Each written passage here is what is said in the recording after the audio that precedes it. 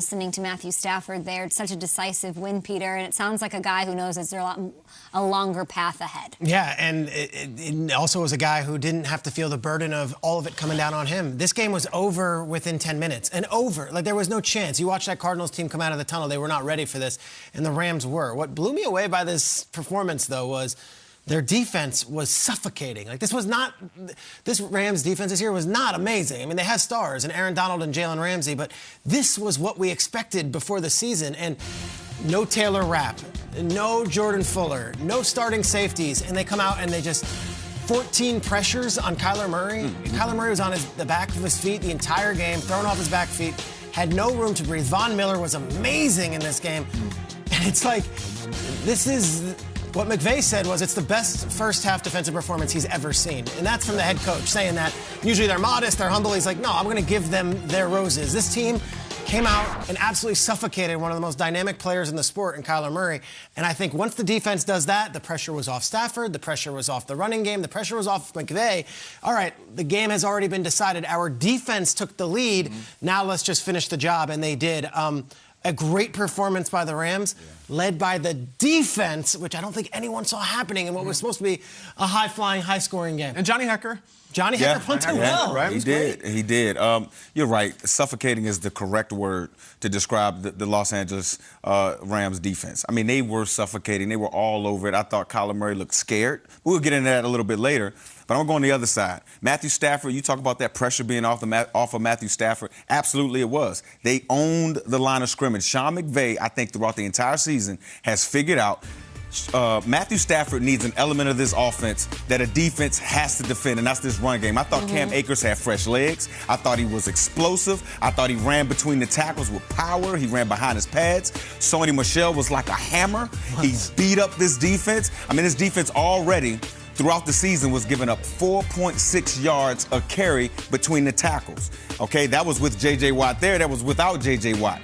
They totally lost the line of scrimmage last night, and that's why, to me, the Rams dominated. That's why the pressure was off Stafford, and that's why Matthew Stafford has such an efficient game. If they play like this, I'm sorry, Tampa Bay Buccaneers, this is going to be a really, really interesting game because both teams can own the line of scrimmage and both quarterbacks understand how to push the ball downfield. You're both right. You're all over it. I personally have to just say, Matthew Stafford, great job. You did it. Because if you want suffocation, I'll personalize it. For 5.5 years on this program, I've sat in this chair in one studio or another and talked about never won a playoff game, never won a playoff game. I'm sick of it. And probably he was sick of it too. Suffocating is not only hearing that you've never won a playoff game, it's hearing that the Goff trade was a mistake, is that you're not worth it. Listen, he came down and throws a beautiful pass to Odell Beckham in the corner of the end zone.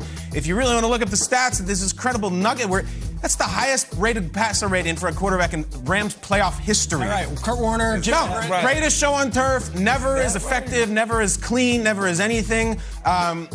This is the story for him no matter what. Now, he's done it, okay? And I could say I was against the Cardinals, they didn't show up. I'm not doing that today. I've done that so many other times. That's just not me. I see him chucking it downfield, completing passes in a playoff game. Bizarre career and legacy for him to carry that around with him when his peers are guys like Rodgers and Roethlisberger who are going to go Hall of Fames and have titles, and he can't even win a wild card game. He could.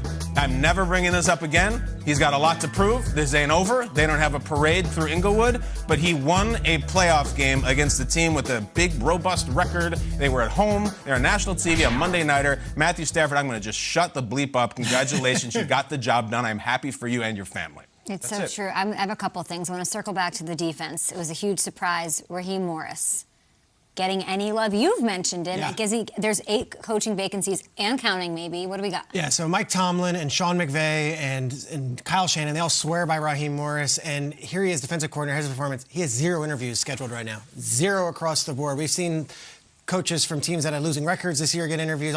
Raheem Morris, for whatever reason, 0 interviews. So if anything, that was a statement last night to say, hey, my players play for me, and I've been a head coach, and I've been both an offensive and defensive coordinator. I'm biased. I love the guy. I love covering the guy. I think he's awesome, and he's a leader. But yeah, right now, the NFL, 0 interview opportunities for Raheem Morris. So I thought I'd put quite a show, okay? And Rob, what do you think of that? What about Raheem Morris? About him having 0 interviews. Oh, it's BS.